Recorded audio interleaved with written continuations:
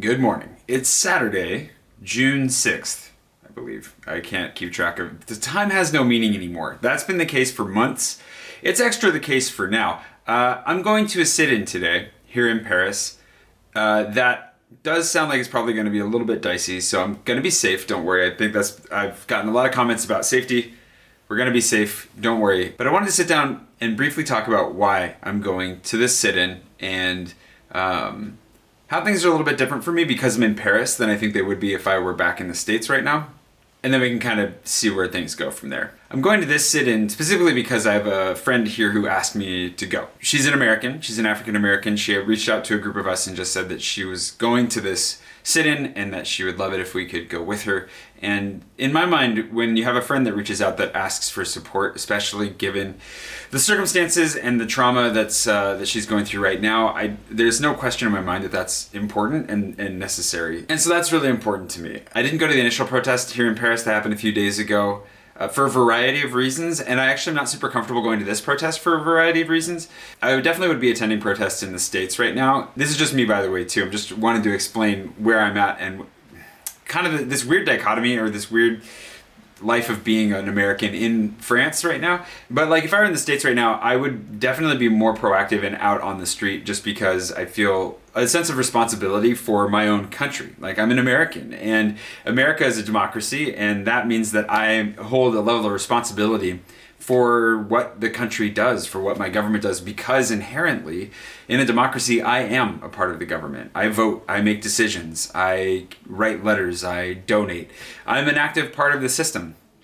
And that system is very, very broken and has been broken since before the founding of the country. And this happens to be a moment where there's real possibility for change. And those moments have come in the past, and they've advanced the cause and the American experiment, but they've also fallen short, dramatically short. And that's been made very apparent by everything that's been coming out in just the last few weeks on, like, thank God for cell phone videos. But right now is one of those moments where there's real momentum and a real chance for things to change, and they need to change. And I'm not necessarily the right person to highlight or go over in detail all of that information and all of the reasons that things really need to change, I've been and will continue to try and offer resources for you if you're interested in learning more and in reflecting and in seeing what kinds of changes really need to happen in the country.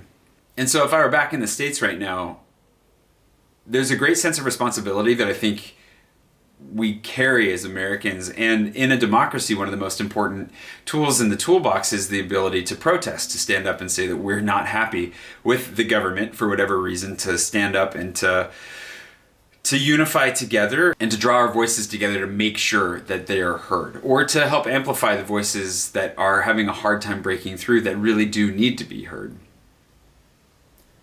And so on the American side of things, I think that that's a real responsibility and a real point of, I've gone to numerous protests over the years. I've gone to protests for causes that I don't believe in anymore. My politics and my beliefs have changed over time. I've learned and I've grown so much through listening and through just trying to see what the world is like outside of my own little bubble. And obviously living abroad, living in different countries, meeting so many people from all over the world has been a big part of that for me.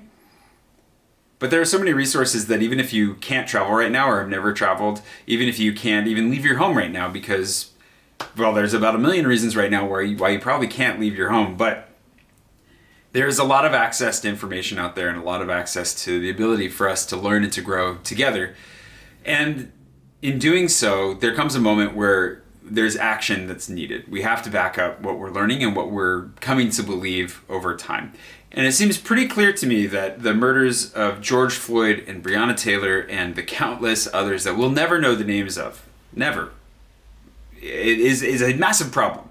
And when there's a systemic trend towards a particular group of people, that's something that we can change. That's something that we can directly impact as American citizens, but also globally. Like there are a lot of people that seem to think that just by moving abroad, you escape some of these problems. They follow you. And American politics follows you everywhere. Like everybody here is pretty darn aware of what's going on in the States.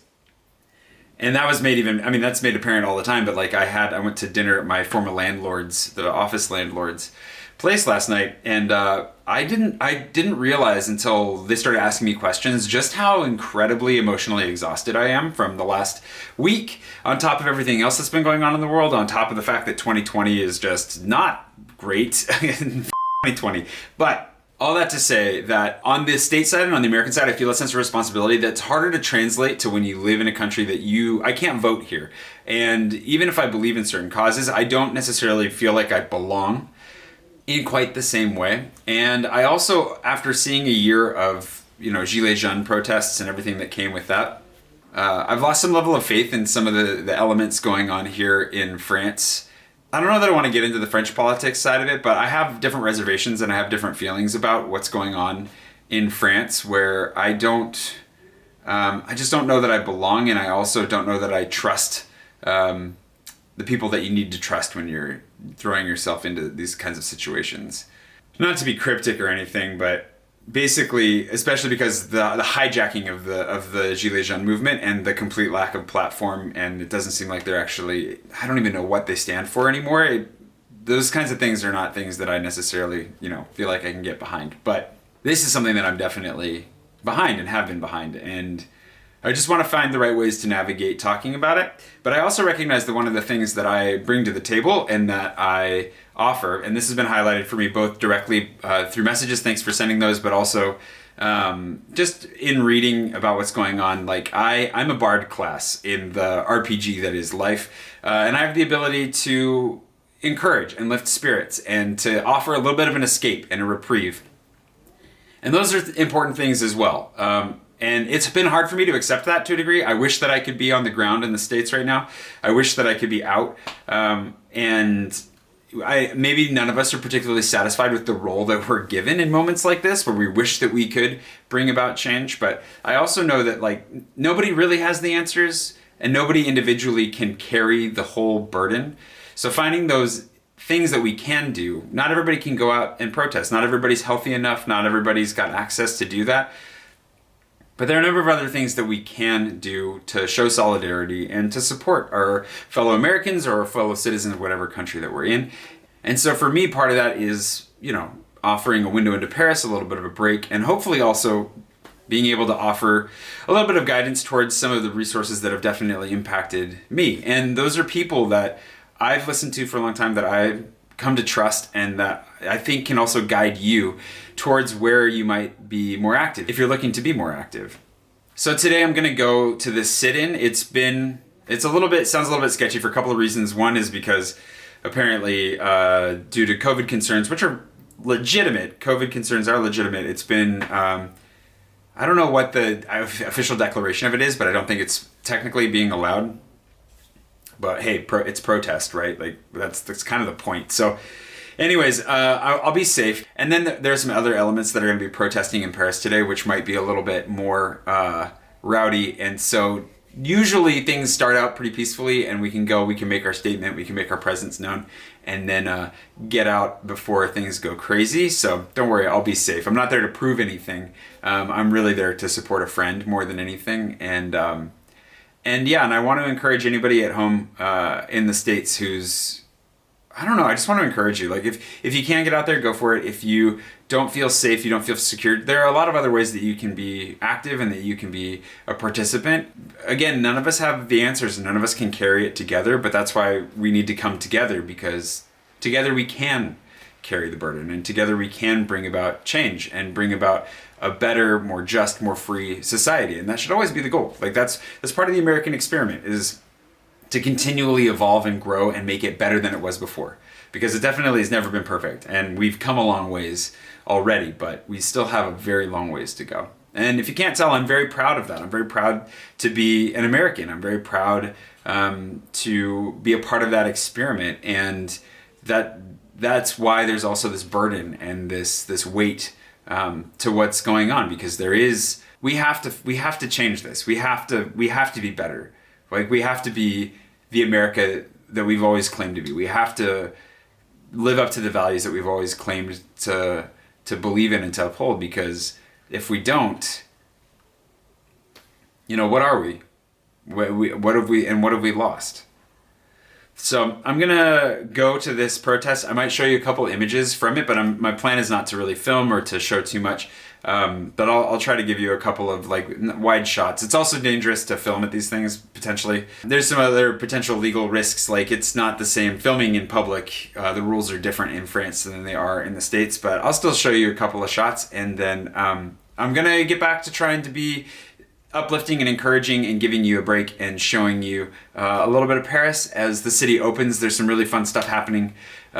Museums are opening back up, and the parks have all opened back up, and we're able to go sit on terraces, and the government declared the crisis under control, which we'll see what that means in the long run. But there's hope, and there are good things in life going on too. So I'm going to try and offer some of that as a little bit of a break, and pick up my role as somebody who can hopefully just give you a moment's pause in the day. So thanks for listening to this one. I know this one's a lot heavier, but I think it deserves it. It's a heavy time, and we can't look away. We can't remain silent, and we can't do nothing.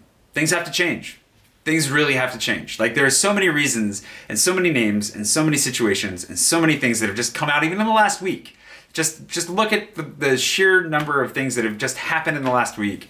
Things absolutely have to change, and I believe they can.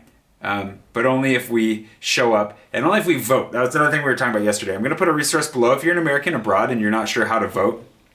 My friend Tanya told me about voting from abroad. I think it's votingfromabroad.org. I don't remember. I'll put the link below. But make sure that you're registered and that you're ready to vote. Like, now's the time to get yourself registered, be ready to vote. Everybody should. I think everybody who has the right to vote needs to exercise it. Regardless of who you are, we all need to vote. So if you aren't registered, make sure you do that too. And and then we'll get back to exploring Paris and eating pastries and doing all that kind of fun stuff tomorrow. But for today, it's a really serious day, and I'm gonna go support my friends, and I'll see you bright and early tomorrow morning for hopefully a lighter video, and hopefully I don't get tear gassed. I really don't want that. It's not my cup of tea, and I'll talk to you. I'll talk to you again tomorrow.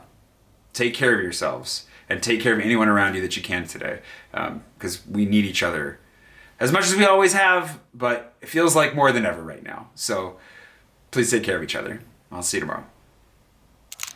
Quick recap. It's after 10 p.m. I just made it home not that long ago. Ate a little bit. Now I'm sitting down. It was a good time. It was really good. Here's the recap of basically what happened. We went down. Pushan and I walked. We figured, it's probably best to walk down because we didn't know what was going to be closed, what was going to be open. And we ran into barricades a little bit sooner than expected. Real quick.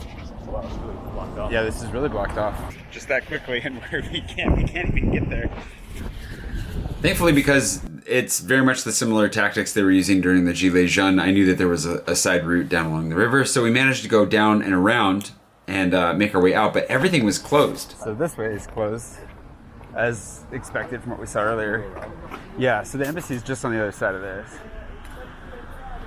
They're not letting anybody in. Not just at Concord, but like the Tuileries, everything. So we walked through the Louvre, down Rivoli. There were only 2 points of entry into Concord, so the entire square was closed off, except from Rivoli, and then if you're coming down on Rue Royale from Madeleine. Yeah, so trying to block the wind here, but every bridge on the way over here has been closed, blocked by police officers. And then the Tuileries are locked down, so we can't cross through there, which was what we were gonna do. We could go down this way, but I'm sure we'll get blocked and have to come back. We'll check it out.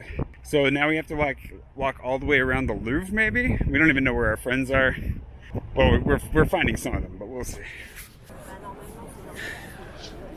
Well, you want to just go over and check it out, or? I was putting my camera out. I want to get police. Did we step on the wrong side of the barrier here? And outside of that, it was peaceful.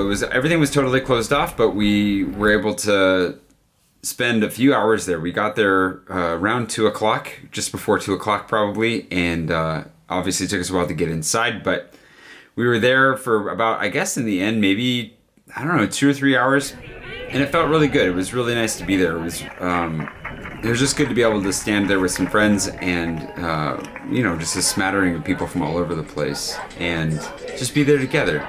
So that was good. No shenanigans happened, nothing, no violence. It was pretty chill. And then everybody went off to the Champ de Mars where they were having a much bigger protest afterwards.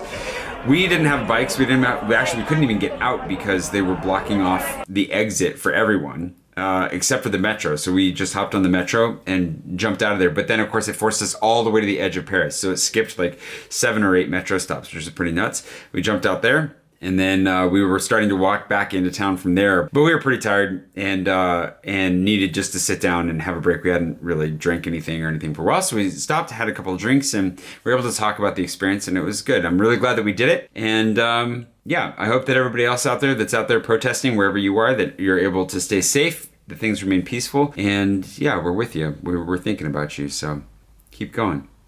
Also, before I forget, Laurie Witham, thank you so much for being today's Patreon producer. And thanks to all my patrons for making all of this possible. And generally better. And sometimes specifically better. Anyways, we're going to put this together. I didn't know if I would tie this together or not, but then my dad keeps asking me about how things went. And so I figured there were a lot of you that probably would want to know as well. It was chill. It was peaceful. And it was just nice to go and stand with our brothers and sisters from all over the world and be thinking of our brothers and sisters back home. So I hope you're doing all right. I'll see you tomorrow. And yeah, tomorrow's Sunday. I'll break out the wheel tomorrow just for you, just because why not? I have no idea what I'm gonna do with it, but we'll scoot around a little bit and see what we can get out of it. And I'll see you tomorrow for that. All right, good night.